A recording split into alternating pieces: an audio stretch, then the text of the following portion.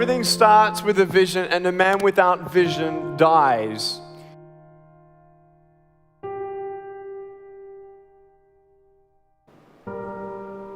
You may have arms and legs, but unless you know three things. Number one, who are you and what your value is? Number two, what is your purpose here in life? And number three, what is your destiny when you're done here? If you don't know the answers of any of those three questions, you're more disabled than I. My parents were Christian, and I hated God. Hate's a strong word. I hated Him. So why did He give me less?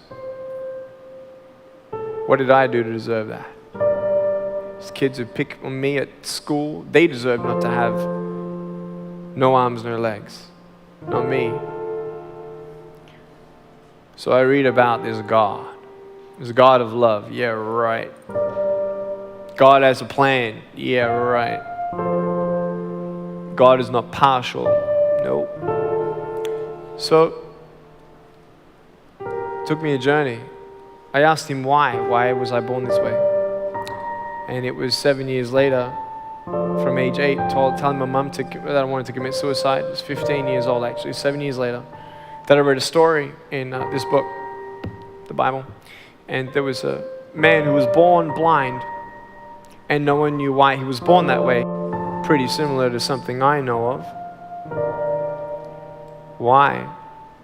Well, he said so that the display of God and His power can be seen and displayed. And I didn't even read on. I didn't even read on at 15. I heard about miracles, and I didn't know where my miracle was. I'm not against miracles. I've actually seen blind people seeing, deaf people hearing, lame people walking. I've actually had a miracle in my back. I'll send you MRI scans if you wish. But I'm about to get a doctor's official report of an unexplainable healing in my spinal cord. It was hollowing. I was at 19. My orthopedic surgeon said he's going to have to put rods in my back by 35 years old, and I'll be bedridden for the rest of my life. And I didn't want to hear that, so I didn't want to hear anything about it. What happened was at 15, I said, you know what? If you had a plan for the blind man, then you got a plan for me. Whether that means you give me arms and legs or not, I trust you. Because you saved me from something else, much worse than having no arms, no legs, and that's the belief that not honoring my parents, killing people. I'm a murderer by God's standard because I hate people. That's the Bible, what it says. So I've hated people. So I'm going to plead guilty to any one of those.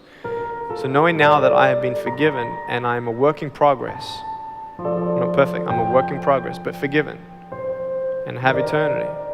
I'd rather have 90 years with no arms, no legs than to see little Daniel with no arms, no legs here on earth and come to heaven with his new body and say, Nick, thank you for being my older brother on earth. If it's only for the one soul, I'm thankful. So that is the truth in the closure and fullness of who I am,